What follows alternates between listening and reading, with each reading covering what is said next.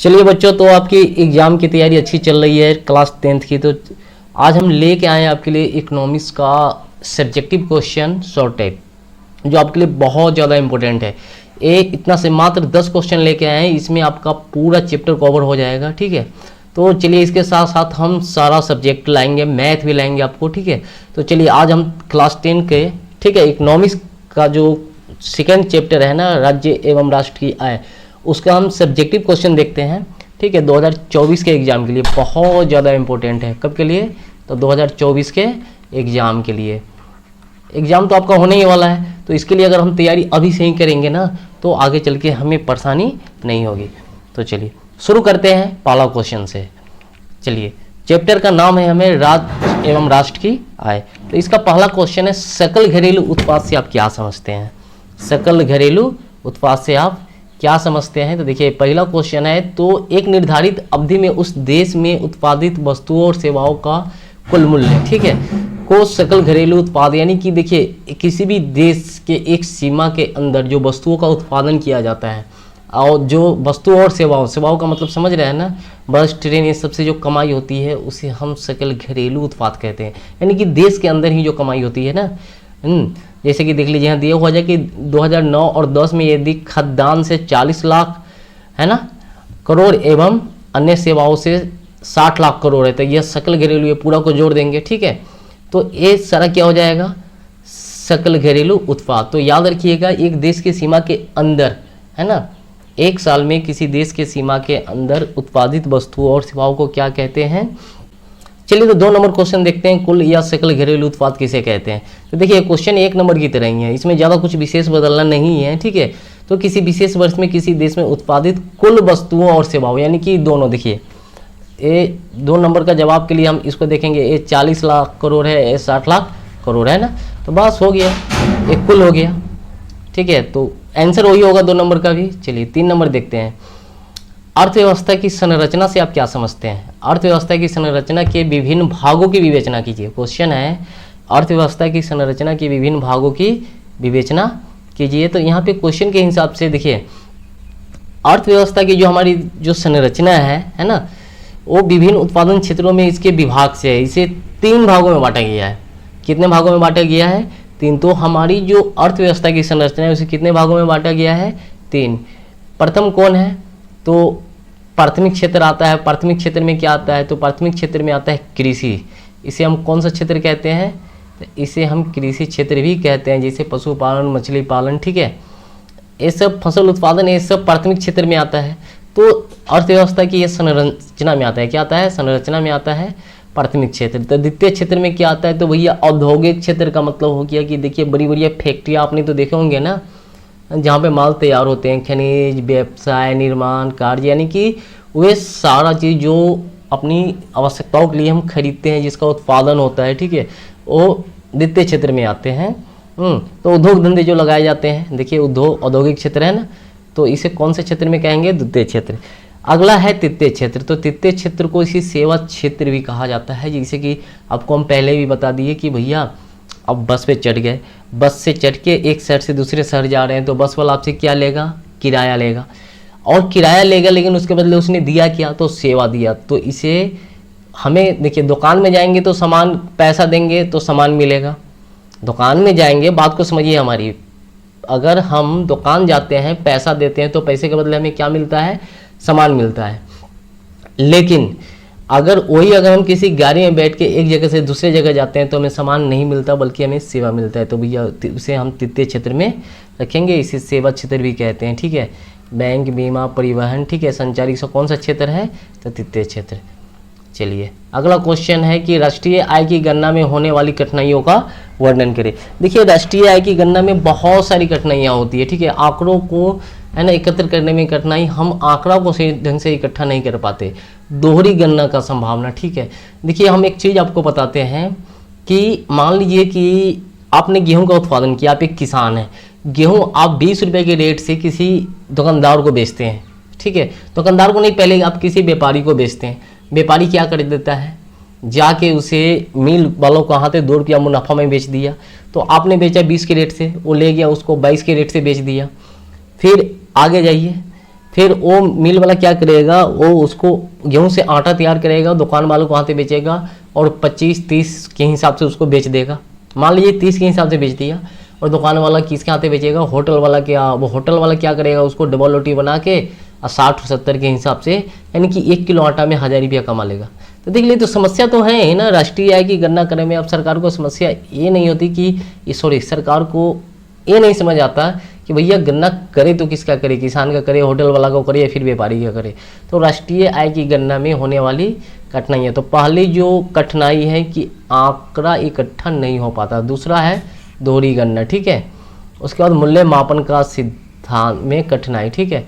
मूल्य को मापने में बहुत बड़ी कठिनाई होती है, आज तक ये समस्या हमारे देश में बनी हुई है, ठीक है।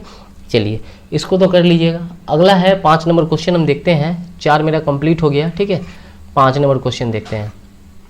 सकल राष्ट्रीय उत्पादन का अर्थ क्या होता है? तो याद रखिए, देश के निवासियों द्वारा देश में या विदेश में एक वर्ष में किए गए अंतिम रूप से उत्पादित कुल वस्तुओं एवं है ना सेवाओं के मौद्रिक मूल्य को सकल राष्ट्रीय उत्पाद कहा जाता है। देखिए, आपके भाई बंधु यहाँ भी कमाते हैं, कुछ भाई बंधु विदेश में भी कमाते हैं ना, ठीक है। घरेलू उत्पाद इससे पहले जो हम क्वेश्चन पढ़े थे, 1 नंबर पढ़े थे ना, सकल घरेलू उत्पाद, याद रखिएगा, तो वो देख लीजिए।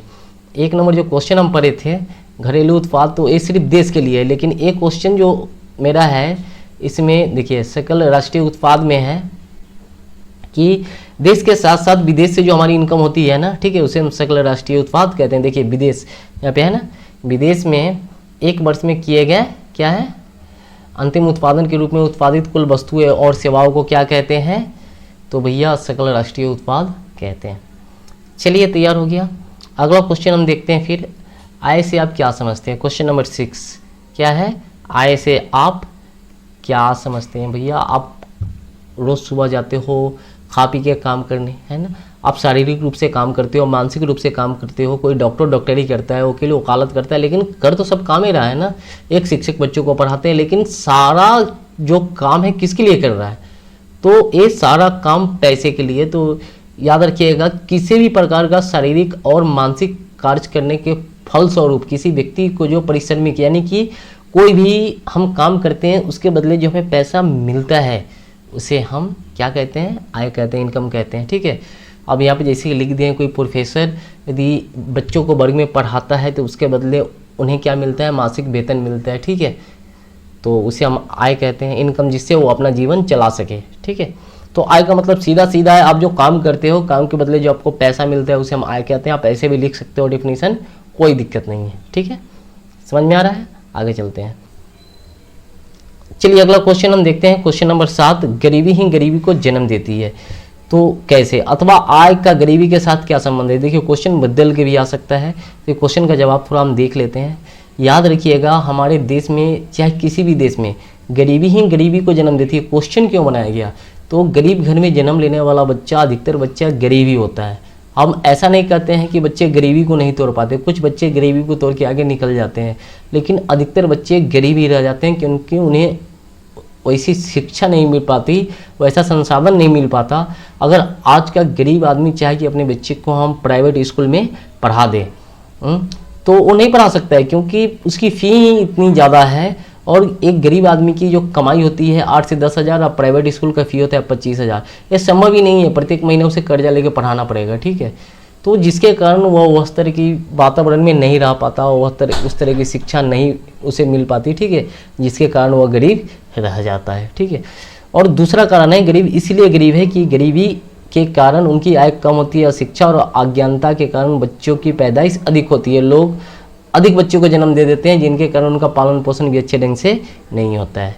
चलिए अगला क्वेश्चन देखते हैं। प्रति व्यक्ति आय क्या है?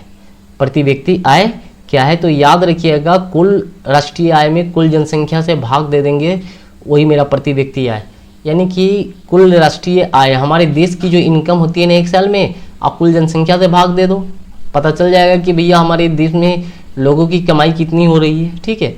इसे यानी कि एक आंकड़ा पता चलेगा लगभग में कि हाँ भैया कि हमारा देश के लोग कैसे कमा रहे हैं, ठीक है। जैसे कि हमारे देश की कमाई हो गई 1000 करोड़, ठीक है, एक साल में, और उसमें बस अभी जो जनसंख्या 142 से 43 करोड़ जो भी है उसे भाग दे दीजिए, ठीक है। उससे हमें पता चल जाएगा कि वो जो भागफल जो आएगा उसे पता चल जाएगा कि हमारे देश में प्रति व्यक्ति आय कितनी है, यानी कि एक आदमी को कितना इनकम हो रहा है। क्वेश्चन नंबर 8 मेरा हो चुका है, ठीक है। 9 नंबर देखते हैं। भारत में सर्वप्रथम राष्ट्रीय आय की गणना कब और है ना किसके द्वारा की गई थी, ठीक है। यहाँ पे छूट गया, यहाँ द्वारा यहाँ लिखा है किसके द्वारा की गई थी, ठीक है ना, और किसके द्वारा है ना की गई थी। तो याद रखिएगा राष्ट्रीय आय की गणना सबसे पहले 1868 देखिए है ना 1868 में किया गया था, ठीक है। किसने किए थे, तो भाई दादा भाई नौरोजी के दौर ने राष्ट्रीय आय का अनुमान लगाया था, ठीक है। प्रति व्यक्ति आय उस समय कितने था, 20 रुपये था, लेकिन आज काफ़ी बढ़ चुका है। आज 2009-10 में जो भारत का प्रति व्यक्ति आय कितना था, 25,494 रुपया, जो अभी बढ़ गया होगा, ठीक है। अभी लगभग ये 40 पार हो गया होगा। तो सबसे पहले किसने किया था भैया, तो दादा भाई नौरोजी। देखिए यहाँ से क्वेश्चन आपका तैयार हो रहा है, ऑब्जेक्टिव क्वेश्चन भी। तो कब हुआ था, ये ऑब्जेक्टिव आ सकता है 1868, तो किसने किया, तो दादा भाई नौरोजी ने, ठीक है। अब 2008-9 में प्रति व्यक्ति आय क्या थी, ठीक है। तो अब लिख सकते हैं 25,494। और प्रति व्यक्ति आय उस समय कितनी थी जब दादा भाई नौरोजी किए थे, तो उसमें कितनी थी, 20 रुपये। कितनी थी, 20 रुपये। चलिए अब हम आगे चलते हैं, आगे अगला क्वेश्चन हम देखते हैं। देखिएगा भारत में केंद्रीय सांख्यिकी संगठन द्वारा राष्ट्रीय आय की गणना की जाती है। एक वर्ष में किसी देश में अर्जित आय की कुल मात्रा राष्ट्रीय आय कहलाती है। राष्ट्रीय आय में केवल वही सेवाएं शामिल होती है जिनके बदले भुगतान होता हो। राष्ट्रीय आय है ना उपभोग जोड़ विनिमय, याद रहेगा। यहाँ पे बराबर छूट गया है, राष्ट्रीय आय बराबर उपभोग जोड़ विनिमय में, ठीक है। भारत में राष्ट्रीय आय की गणना किस संस्था के द्वारा की जाती है, तो भारत में केंद्रीय सांख्यिकी संगठन द्वारा राष्ट्रीय आय की गणना की जाती है। एक वर्ष में किसी देश में अर्जित आय की कुल मात्रा राष्ट्रीय आय कहलाती है, और राष्ट्रीय आय में केवल वही सेवाएं शामिल होती है जिनके बदले भुगतान होता है। तो राष्ट्रीय आय बराबर उपभोग व्यय जोड़ विनियोग, ठीक है। चलिए तो इतना क्वेश्चन मेरा तैयार हो गया। इसका ऑब्जेक्टिव, ठीक है, चैप्टर 2 का अगर ऑब्जेक्टिव है ना, आज शाम को हम अपलोड कर देंगे, ठीक है। और इसके जितने हैं ज्योग्राफी है, पॉलिटी, इकोनॉमी, सारा है ना, यानी कि जितने भी क्वेश्चन है ऑब्जेक्टिव से लेकर सब्जेक्टिव तक, सारा क्वेश्चन हम आपको बहुत अच्छे ढंग से अपने ही भाषा में समझाएंगे कि आपको कभी कोई समस्या नहीं होगी, ठीक है। मैथ से लेके जितने भी सब्जेक्ट है क्लास 10th की, जो आपका आगामी बोर्ड एग्जाम जो आने वाला है 2024, उसके लिए तैयारी हम अच्छे ढंग से करा देंगे ताकि आपको कोई परेशानी ना हो।